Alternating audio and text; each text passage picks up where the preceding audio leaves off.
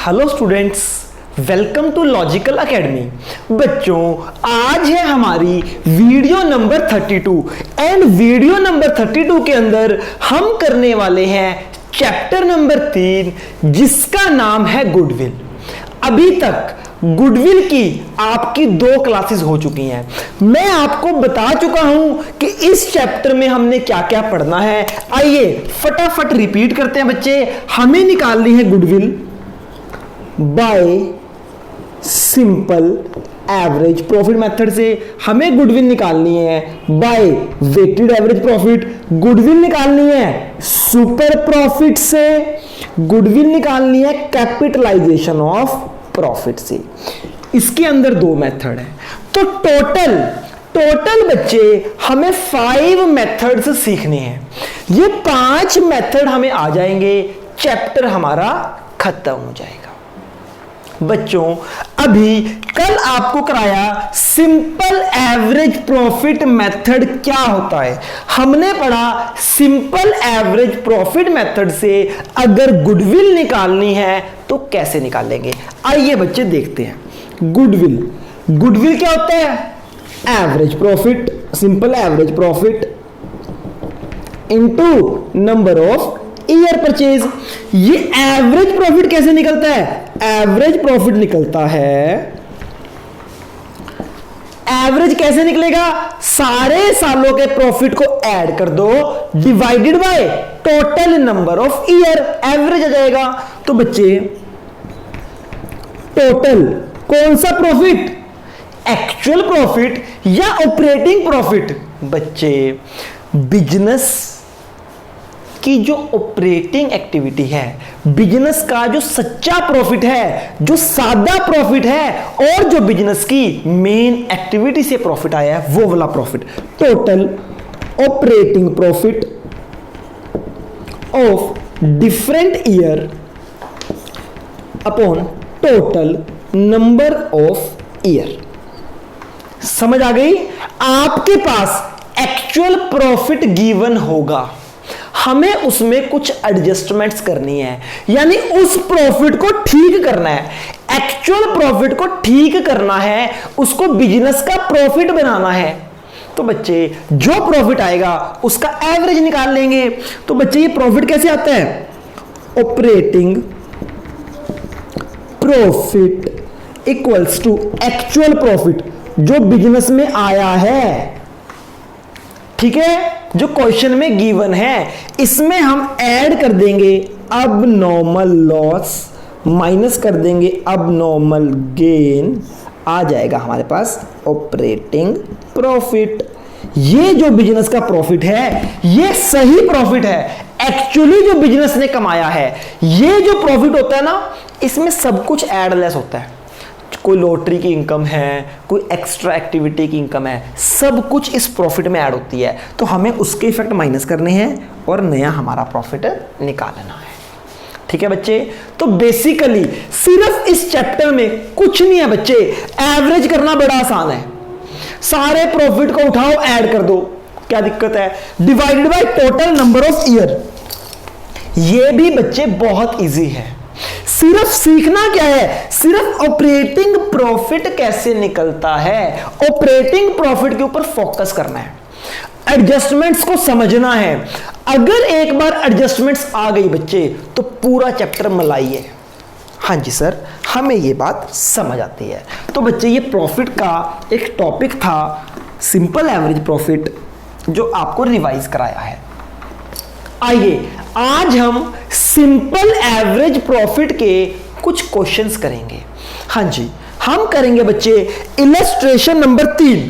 सारे बच्चे निकाल लो, TS Grewal chapter number 3 illustration number 3। क्या कहते हैं जी? Aman purchased Bharat business with effect from 1 April 2020। हमें इसका कुछ नहीं करना। वो कहता है हमने बिजनेस परचेज किया। Okay, it was agreed that the firm's goodwill will be valued। ये पॉइंट, फर्म की गुडविल कैसे वैल्यू करनी है? एट 2 ईयर परचेज, अंडरलाइन कर लो 2 ईयर परचेज। तो बच्चे नंबर ऑफ ईयर परचेज कितना है? टू, गिवन है ना, 2 ईयर परचेज, इसको बोलते हैं बच्चे number of year purchase of average normal profit. हमें एवरेज मेथड से निकालनी है, वेटेड एवरेज या सिंपल एवरेज लास्ट 3 ईयर। वो कहता है लास्ट 3 ईयर के प्रॉफिट का एवरेज कर दो, जो आएगा उसे गुडविल निकाल लो। ठीक है जी, प्रॉफिट दिए जी 18, 19, 20 के। तो आपको बच्चे प्रेजेंटेशन बहुत इंपॉर्टेंट है, ऐसे ही करना है आपने। इधर लिखो ईयर 2018, 2019, 2020 ईयर आगे बच्चे। हाँ जी सर। फिर बच्चे प्रॉफिट या लॉस जो भी है, 18 में प्रॉफिट हुआ 1 लाख, 1,10,000, 85,000। बच्चों मुझे बताओ, क्या मेरे को इसका एवरेज करना है या पहले ऑपरेटिंग प्रॉफिट निकालना है? बताओ, क्या मैं इसका एवरेज कर दूं या एडजस्टमेंट्स करने के बाद ऑपरेटिंग प्रॉफिट निकालूं? बताओ बच्चों। बच्चे बस यहीं पर बच्चा गलती करता है। बच्चा क्या करता है, इसका एवरेज निकाल देता है और जो एवरेज आता है उसको नंबर ऑफ ईयर परचेज से मल्टीप्लाई कर देता है और बोलता है गुडविल आ गई। इतना भी सिंपल नहीं है। अरे जो ये प्रॉफिट है ना, ये तो एक्चुअल प्रॉफिट है जो कंपनी को हुआ। हमें देखना है उसमें से सही प्रॉफिट कितना है, बिजनेस एक्टिविटी का प्रॉफिट कितना है, हमें वो देखना है। तो बच्चे वो निकालते हैं। आइए क्वेश्चन में क्या कहता है जी, 2018 लिखे 1 लाख, ब्रैकेट में लिखे इंक्लूडिंग एन अबनॉर्मल गेन। वो कहता है इसके अंदर 2018 के अंदर एक अबनॉर्मल गेन है। भैया हमें अबनॉर्मल गेन नहीं चाहिए, इसके अंदर ऐड हुआ है, माइनस कर दो। अबनॉर्मल गेन पता है ना जी आपको कितना है, 10,000। अबनॉर्मल गेन माइनस होगा और अबनॉर्मल लॉस ऐड होगा। आपको लास्ट वीडियो में इसका लॉजिक बता दिया था। अगर नहीं पता तो कॉल करो, डाउट लो, फिर आपको बताऊंगा। लास्ट वीडियो में आपको नोट भी कराया था बच्चे। एक एग्जांपल दिया था, 5 लाख इनकम थी बिजनेस की, मेन एक्टिविटी की, और 50,000 आ गए लॉटरी से। तो टोटल कंपनी के पास 5,50,000 आ गए, पर जिसमें से 50,000 बिजनेस के नहीं थे तो उसे माइनस कर दिया, अब नॉर्मल गेन माइनस कर दिया। ठीक है सर। नेक्स्ट बोलता है 2019 में एक अब नॉर्मल लॉस था 20,000 का, अब नॉर्मल लॉस ऐड हो जाएगा। कहां पे, 2019 में 20,000 ये ऐड हो जाएगा। ठीक है जी बच्चे, ये प्रेजेंटेशन देखनी है बस आपने। ठीक है सर। ऐड हो जाएगा अब नॉर्मल लॉस। ठीक है, ऐसे ही करना है। आपकी बुक में ईयर ऐसे लिखे हैं, प्रॉफिट ऐसे है। आपको बच्चे ये प्रेजेंटेशन करनी है। ये बेस्ट प्रेजेंटेशन है। ये प्रेजेंटेशन वो है जो सीए लेवल पर होती है। ये प्रोफेशनली है बच्चे। जितना मर्जी बड़ा क्वेश्चन हो आराम से हो जाएगा, कोई खच नहीं पड़ेगी। तो हमेशा प्रेजेंटेशन यही रखनी है, इधर ईयर और बच्चे ब्रैकेट में ना रुपीस लिख दो। इसका मतलब ये रुपीस है सारे। ठीक है जी, हाँ जी सर। उसके बाद क्या बोलता है जी, 2020 में कहता है 85,000 के अंदर इंक्लूडिंग नॉन बिजनेस इनकम। बच्चे नाम से ही पता चल गया, नॉन बिजनेस इनकम। क्या वो इनकम हमारे बिजनेस की है? कितनी है बच्चे? वो कहता है 5,000 की ऐसी इनकम इंक्लूड है जो हमारे बिजनेस की नहीं है। तो बच्चे यानी अब नॉर्मल गेन है, एक ऐसा गेन है जो बिजनेस का नहीं है। तो बच्चे अब नॉर्मल गेन को माइनस कर देंगे। तो बच्चे अब नॉर्मल गेन, या आप लिख सकते हो नॉन बिजनेस इनकम, माइनस हो जाएगी। यहां पे भी नहीं, यहां पे भी नहीं, यहां पे 5000। ठीक है जी, हर ट्रांजैक्शन को अलग अलग लिखना है। वो कहता है इसके अंदर एक नॉन बिजनेस इनकम है, हमें चाहिए सारी मेन इनकम्स जो बिजनेस की इनकम हो, तो जो नॉन इनकम है माइनस कर देंगे। सारी एडजस्टमेंट्स हो गई, कुछ और पड़ा है? कुछ नहीं बचा। क्या आ गया बच्चे? ये आ गया मेरे पास नॉर्मल, या फिर कह सकता हूं ऑपरेटिंग प्रॉफिट।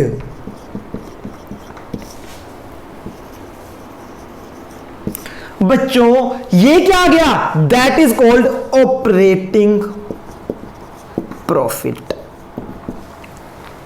आई बात समझ में? हमें क्या करना है? एक्चुअल प्रॉफिट को ऑपरेटिंग प्रॉफिट में कन्वर्ट करना है। आ गया ऑपरेटिंग प्रॉफिट। अब कर दो इसका एवरेज।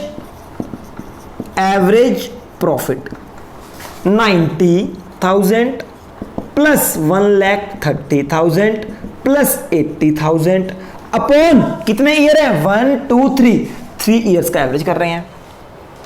कितना हो गया जी? ये 130 and 80 210, ये हो गया 3 लाख। 3 लाख अपॉन 3 1 लाख।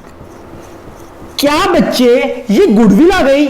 नहीं, ये एवरेज प्रॉफिट आया है। ये क्या है? Average profit.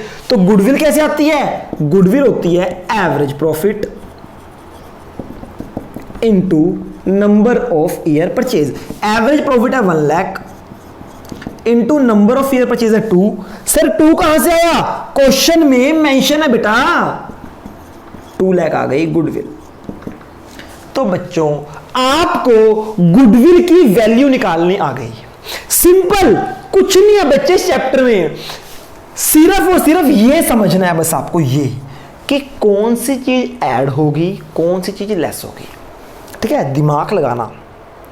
बिजनेस की income, non business income, business के लॉस, नॉन लॉस। ठीक है ना, ये दिमाग लगाना है, आपका हो जाएगा। तो बच्चे उम्मीद करता हूं ये टॉपिक आपको समझ आया होगा। हाँ जी सर। आइए बच्चे नेक्स्ट इलस्ट्रेशंस करते हैं, इसको नोट कर लो फटाफट। ठीक है जी, देखो गुडविल तो बहुत सिंपल होती है। वो कहते हैं average profit into number of year purchase. Number of year purchase given होता है, हमें सिर्फ एवरेज प्रॉफिट निकालना होता है। और एवरेज प्रॉफिट भी सिंपल, ऐड कर दो डिवाइड बाय जितने ईयर्स हैं, एवरेज भी निकल जाएगा। मेन बच्चे बस यही है, ये प्रॉफिट्स निकालने मेन है। कुछ बच्चे इनका ही एवरेज कर देते हैं, ये गलती है बच्चे, इसका एवरेज नहीं करना। इसलिए स्पेशल लिखवाया है कि एवरेज होगा सच्चा सादा operating profit. That is called सच्चा सादा ऑपरेटिंग प्रॉफिट। ये सच्चाई वाला प्रॉफिट है। बिजनेस की सच्चाई ये है, ये सच्चाई नहीं है। इसमें सारे गलत खर्चे इनकम भी ऐड है। तो बच्चे सच्चा सादा सिंपल प्रॉफिट, इसका एवरेज। बस अगर ये आपने सीख लिया तो बच्चे खत्म, खत्म बेटा खत्म, चैप्टर भी खत्म फिर तो।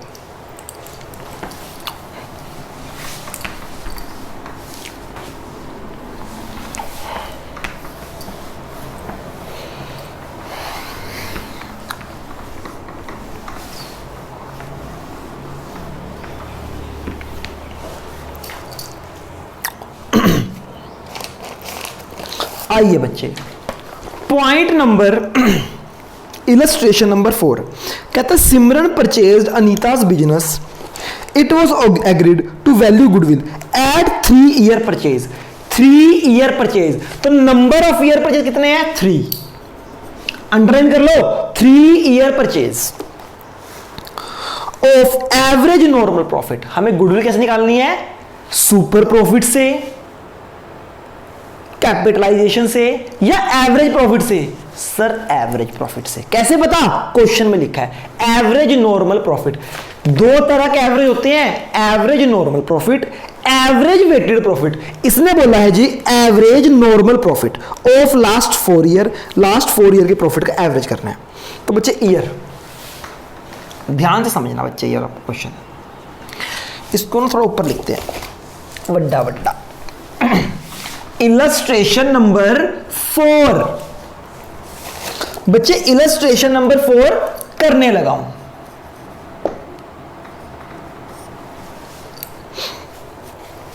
ठीक है जी, हाँ जी, ईयर,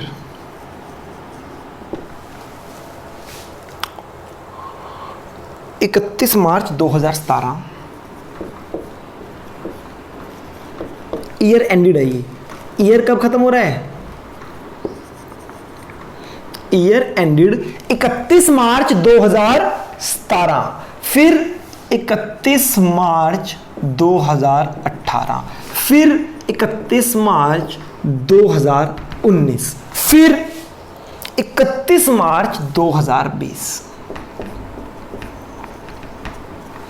बच्चों एक बात बताओ, एक जर्नल क्वेश्चन है वैसे ही, जो ईयर एंडेड 31 मार्च 2017 को जो ईयर खत्म हो रहा है वो शुरू कब हो रहा होगा? वो शुरू कब हो रहा होगा? अगर कोई साल 31 मार्च 2017 को खत्म हो रहा है तो उसकी ओपनिंग डेट क्या होगी? होगी बच्चे 1 अप्रैल 2016। समझ आ गई? तो ये कौन सा ईयर है? ये है हमारा 16-17 ईयर, 16 में शुरू होके 17 में, इसका मतलब है 17-18। वैसे ही अभी जरूरत नहीं है, वैसे ही बता रहा हूं। और ये है 19-20 का ईयर। ठीक है, कोई भी यहां लिखे ईयर एंडेड, यहां पर ईयर एंड हो रहा है 31 मार्च को, तो शुरू कब हो रहा होगा? यानी ये इस साल की बात है, ये इस साल, ये इस साल, ये इस साल। ठीक है जी, हाँ जी। चलो जी, प्रॉफिट कितना है बच्चे? बताते हैं वो प्रॉफिट कौन सा होता है। ये होता है एक्चुअल प्रॉफिट। एक्चुअली कंपनी को यहां इस साल हुआ 90,000 का प्रॉफिट, इस ईयर हुआ 1,60,000 का प्रॉफिट, नेक्स्ट ईयर हुआ 1,80,000 का प्रॉफिट, और नेक्स्ट ईयर हुआ 2,20,000 का प्रॉफिट। ये कंपनी को प्रॉफिट हुए। आइए एक्चुअल प्रॉफिट को कन्वर्ट करें ऑपरेटिंग प्रॉफिट में। तो बच्चे पहली एंट्री क्या बोलता है? ड्यूरिंग द ईयर एंडेड 31 मार्च 17, 31 मार्च, ये रहा, इस साल की बात कर रहा है वो। कहता है 31 मार्च 17 an asset was sold at a gain of 10,000। वो कहता हमने एसेट बेची और एसेट बेचने से 10,000 का प्रॉफिट हुआ। तो बच्चे क्या एसेट बेचना बिजनेस की मेन एक्टिविटी होती है? नहीं, किसी भी बिजनेस की एसेट को बेचना मेन एक्टिविटी नहीं है।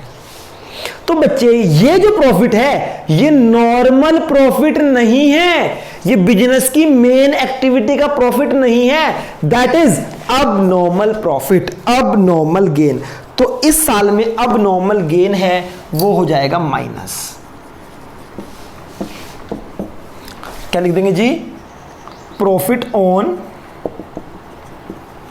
Cell of asset, that is abnormal gain. ये भी लिख सकते हो आप, अब नॉर्मल गेन। पॉइंट नंबर 2 कहता ड्यूरिंग द ईयर 31 मार्च 18, अब इस साल की बात कर रहा है वो, 31 मार्च 18 की। अ मशीन गॉट डिस्ट्रॉयड, कह रहा एक मशीन खराब हो गई बाय एक्सीडेंट। एक्सीडेंट हो गया बच्चे, चाहे लॉस, एक्सीडेंट हो गया बच्चे, एक्सीडेंट ड्यू टू फायर हो सकता है, ड्यू टू एनीथिंग, है ना। एक मशीन खराब हो गई अचानक से, और and 30,000 was return of as a loss. वो कहता है जो मशीन खराब हुई उसका लॉस है 30,000 रुपए। मुझे बताओ क्या ये लॉस हर बार होगा? क्या हर साल मशीन खराब होती है? नहीं, मशीन का खराब होना भी एक अब नॉर्मल लॉस है। अब नॉर्मल लॉस ऐड हो जाएगा, लॉस ऑन मशीन। आपको यही देखना है कि अब नॉर्मल है गेन या अब नॉर्मल प्रॉफिट है। अगर अब नॉर्मल प्रॉफिट है तो हो जाएगा माइनस, अगर अब नॉर्मल गेन है तो हो जाएगा माइनस, अगर अब नॉर्मल लॉस है तो हो जाएगा ऐड। कब ऐड होगा? 2018 में। कितना जी? 30,000। बच्चे जो भी माइनस वाला होगा ना उसको हमेशा ब्रैकेट में लिखना ताकि बाद में प्रॉब्लम ना आए, और जो प्लस वाला होगा उसको ऐसे लिखना। एक और बात जो मोस्ट इंपॉर्टेंट है, जहां आप गलती करते हो बच्चे, अगर बात 2018 की है ना, तो 2018 में ही ठीक करना है, कहीं और मत ठीक कर देना। जिस साल की गलती है उस साल में ही ठीक करेंगे। ठीक है सर, 2 हो गई। अब है पॉइंट नंबर 3, इंश्योरेंस। बच्चों मैं आपको एक चीज बताना चाहता हूं, आज ध्यान से समझना। आप सब जानते हो इंश्योरेंस होता क्या है? आप सबने सुना होगा यार मेडिकल इंश्योरेंस करा लो, यार बाइक का इंश्योरेंस करा लो, कार का इंश्योरेंस नहीं था पुलिस ने चालान काट दिया। हर व्हीकल का इंश्योरेंस कराना कंपलसरी होता है। आप जानते हो आपके घर में जितनी भी बाइक्स हैं, कार्स हैं, स्कूटर हैं, सबका इंश्योरेंस होगा। अपने फादर से पता कर लो। बच्चे क्या होता है मैं आपको बताता हूं। एक कंपनी क्या करती है, इंश्योरेंस का पॉइंट समझना है आपने, ठीक है? ये देखो बच्चे, ये कंपनी है इंश्योरेंस कंपनी, ठीक? ये एक कस्टमर है। बच्चे आज इस कस्टमर ने एक कार ली। क्या ली? एक कार ली, कार बाय करी। कार ली बच्चे 10 लाख की। सपोज करो बच्चे इसने अपनी सारी जिंदगी की मेहनत से कार परचेज की 10 लाख की। हो सकता है कल इसकी कार का एक्सीडेंट हो जाए, हो सकता है कल इसकी कार चोरी हो जाए, हो सकता है या नहीं हो सकता? हाँ जी सर, हो सकता है। तो बच्चे ये अपनी कार को कैसे बचाएगा? कुछ नालायक बोल रहे हैं सर लॉक लगा के रखे। भैया लॉक भी टूट जाते हैं। बच्चे कल इसकी कार चोरी हो सकती है, उसमें एक्सीडेंट हो सकता है, उसमें आग लग सकती है, कार कभी भी खत्म हो सकती है, यानी इसकी 10 लाख की जो वैल्यू है वो 0 हो सकती है। ये टेंशन में है। कार तो ले ली पर टेंशन में कि भैया चोरी ना हो जाए, 10 लाख का नुकसान ना हो जाए, एक्सीडेंट ना हो जाए। तो भैया ये इंश्योरेंस कंपनी आती है और कहती है कि भैया टेंशन मत लो, I am here. Insurance company बोलती है मैं यहां पर हूं, आप टेंशन मत लो। ये कहता कि तू क्या करेगी? ये कंपनी बोलती है कि तू मुझे क्या कर, 10,000 रुपए पे कर। कार कितने की है? 10 लाख की। इंश्योरेंस कंपनी बोलती है सिर्फ कि तू मुझे 10,000 रुपए पे कर। ये बच्चे 10,000 इंश्योरेंस कंपनी को पे कर देगा हर साल। कंपनी कहती अगर तूने मुझे 10,000 पे किए और उसके बाद मैं करूंगी तेरी कार का इंश्योरेंस। सर इंश्योरेंस मतलब ये इसको 10,000 देगा, कंपनी इस कार का इंश्योरेंस कर देगी। इंश्योरेंस का मतलब अगर अब इसकी कार चोरी हो गई, एक्सीडेंट हो गया, फायर कुछ भी हो गया, तो बच्चे इसको 10 लाख रुपए इंश्योरेंस कंपनी से मिलेंगे। हैं? देखो जी, सिर्फ 10,000 रुपए देकर इसने अपनी 10 लाख की अमाउंट सेव कर ली। अब आप सब सोचोगे कि सर इंश्योरेंस कंपनी का क्या फायदा? फिर वो 10,000 रुपए लेके 10 लाख का लॉस कवर करेगी, इसका क्या फायदा? अरे भैया देखो, अगर इसकी कार का एक्सीडेंट हुआ तो 10 लाख रुपए देगी। अगर कार का एक्सीडेंट नहीं हुआ, कार को कोई नुकसान नहीं हुआ, तो बच्चे ये 10,000 इंश्योरेंस कंपनी की जेब में, इंश्योरेंस कंपनी की पॉकेट में, फिर ये 10,000 वापस नहीं करेगी। अब बच्चे बोलते हैं कि सर तब भी अगर ये कार चोरी हो जाए, टूट जाए, तो इंश्योरेंस कंपनी तो डूब जाएगी। अरे भैया ध्यान से समझो, ऐसे ना इंश्योरेंस कंपनी के पास कई सारे बंदे होंगे, ऐसे बड़े सारे बंदे होंगे जिसका इसने इंश्योरेंस किया होगा, सबसे 10-10 हजार रुपए लिए होंगे, सबसे 10-10 हजार रुपए लिए होंगे। सपोज करो इंश्योरेंस कंपनी के पास 1000 बंदे थे, एक बंदे से 10,000 रुपए लिए, तो कितने पैसे आ गए? 1 2 3 1 2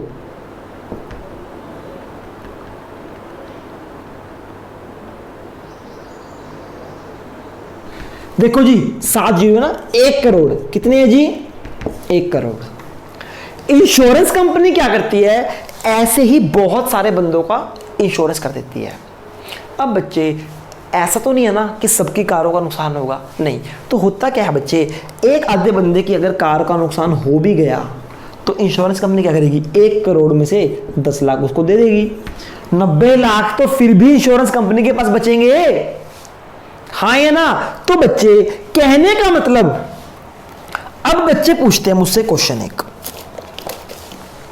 अब एक बात सुनो बच्चे,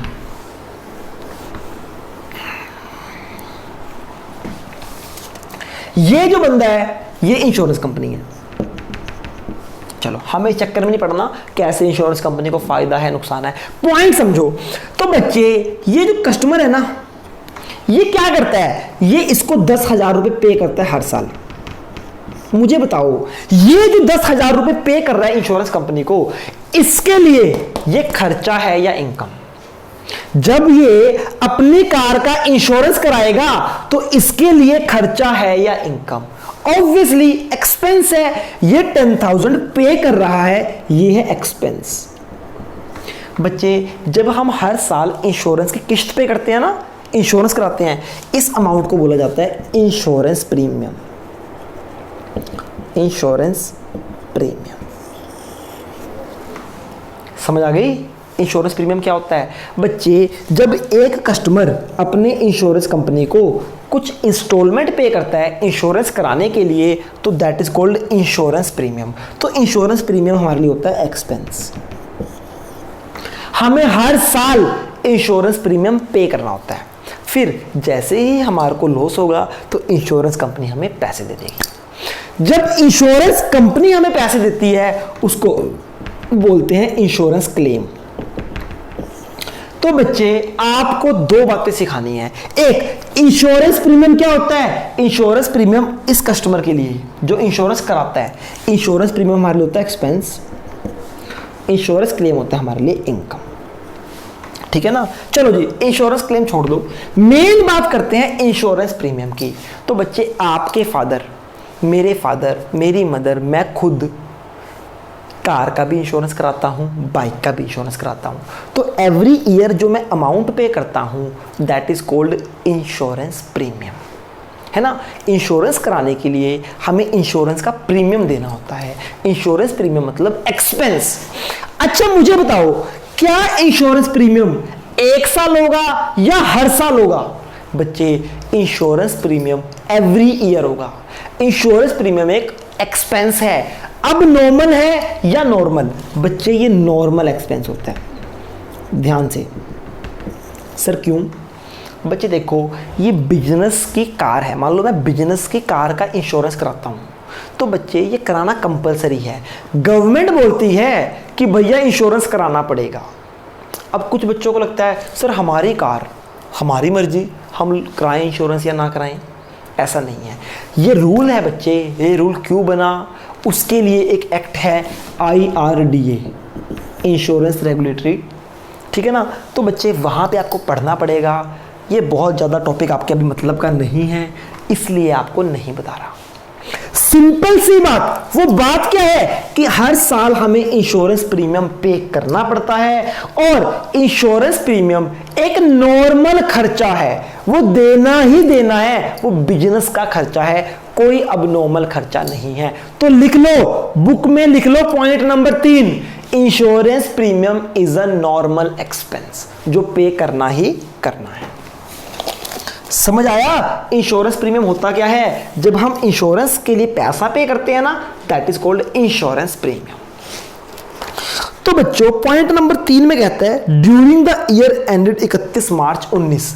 31 मार्च 19 कहां पे आ गया जी? 31 मार्च 19, 31 मार्च 19 ये अब इस साल की बात करता है। कहता ड्यूरिंग दिस ईयर, इस साल में फर्म्स एसेट, फर्म की कोई एसेट थी, वर नॉट इंश्योर्ड, उसका इंश्योरेंस नहीं कराया। इस साल में कंपनी की एसेट का इंश्योरेंस नहीं कराया। क्यों नहीं कराया? Due to oversight. ओवरसाइट का मतलब होता है भूलना। लिख लो बच्चे, ओवरसाइट का मतलब है भूलना। वो क्या बोलता है, कंपनी एक इंश्योरेंस कराना भूल गई। हमने अपनी एसेट का इंश्योरेंस नहीं कराया, क्यों? क्योंकि हम इंश्योरेंस कराना भूल गए। ओके, और वो इंश्योरेंस होना था 10,000 रुपए का। इंश्योरेंस प्रीमियम कितना था? 10,000 का। यानी 10,000 का एक एक्सपेंस करना भूल गए। एक्सपेंस होना चाहिए था बच्चे, हाँ या ना बताओ? एक नॉर्मल एक्सपेंस है, मैं माइनस करना भूल गया, तो बच्चे मेरा प्रॉफिट बढ़ा हुआ है इस साल में। क्यों? इस साल में एक खर्चा कम डाला है, तो बच्चे नॉर्मल एक्सपेंस माइनस हो जाता है। नॉर्मल लॉस, या कर दो इंश्योरेंस प्रीमियम, माइनस कर दूंगा बच्चे 10,000। ध्यान से समझो, ये बच्चे क्या कहता है, अगर मैं खर्चा करता, अगर मैं इंश्योरेंस प्रीमियम नहीं भूलता, तो मेरा प्रॉफिट 180 होता या 170 होता। अगर मैं इंश्योरेंस कराना भूल जाता, सॉरी, अगर मैं इंश्योरेंस कराना नहीं भूलता, तो भैया मेरा प्रॉफिट होता 170। मैं एक खर्चा देना भूल गया, 10,000 खर्चा देना भूल गया, तो मेरा प्रॉफिट बढ़ा हुआ है, हाँ या ना? मेरा एक्चुअल प्रॉफिट है इस साल का 1,70,000, क्योंकि ये खर्चा माइनस नहीं किया, माइनस होना चाहिए था। ये खर्चा माइनस होना चाहिए था, क्यों? इंश्योरेंस प्रीमियम देना ही देना है। आप उसको माइनस करना भूल गए हो, एक नॉर्मल एक्सपेंस है। तो बच्चे माइनस करना भूल गया, तो ठीक करने के लिए मैं माइनस कर दूंगा। समझ आ गई? समझ आ गई? हल्का सा एग्जांपल देख लो।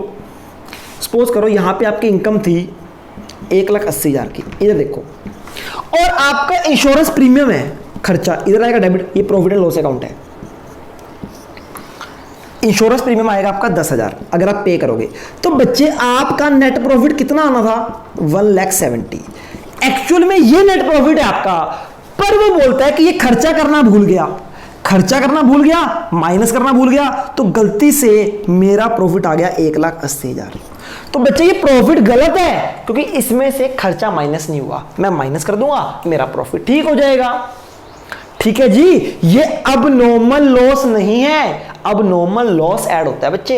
ये एक नॉर्मल लॉस है, नॉर्मल मतलब जो हर बार होगा, जो होना ही होना है। तो बच्चे एक खर्चा माइनस करना भूल गया था, वो मैंने माइनस कर दिया, मेरा रिजल्ट आ गया।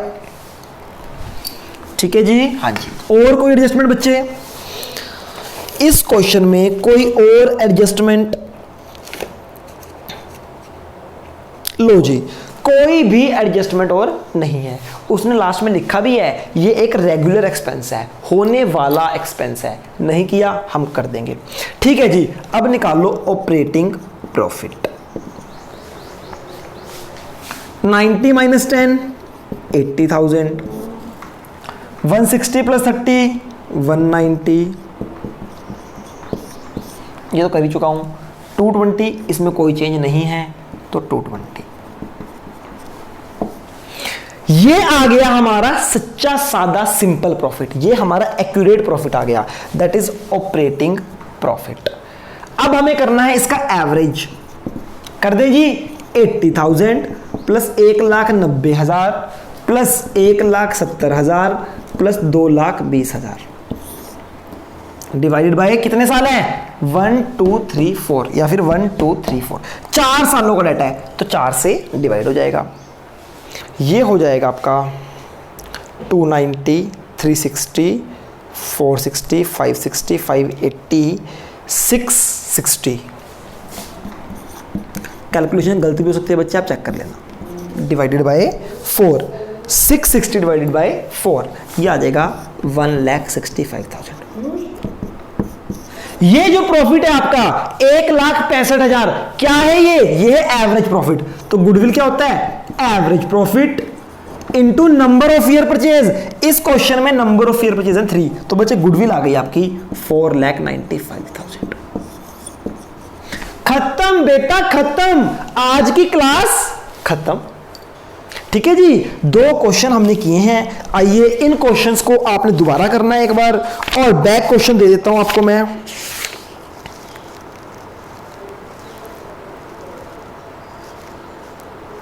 Question number 5 back question.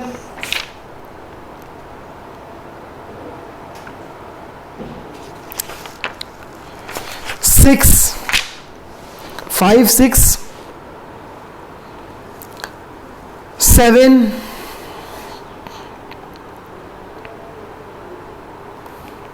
And 8। बच्चे आपने करने हैं क्वेश्चन, बैक क्वेश्चन करने हैं 5 6 7 8। ये आपका होमवर्क है पेज नंबर 3.29 पर। ये जरूर कर लेना बच्चे, ये कर लेना, गुडविल समझ आ जाएगा। बेसिकली बस ये प्लस माइनस देखने हैं, बाकी कुछ नहीं है। आज की क्लास में इतना ही, कल मिलते हैं, इस टॉपिक को आगे बढ़ाएंगे बच्चे। ठीक है, आज के लिए इतना ही, कल के लिए, तब तक के लिए गुड बाय, टेक केयर।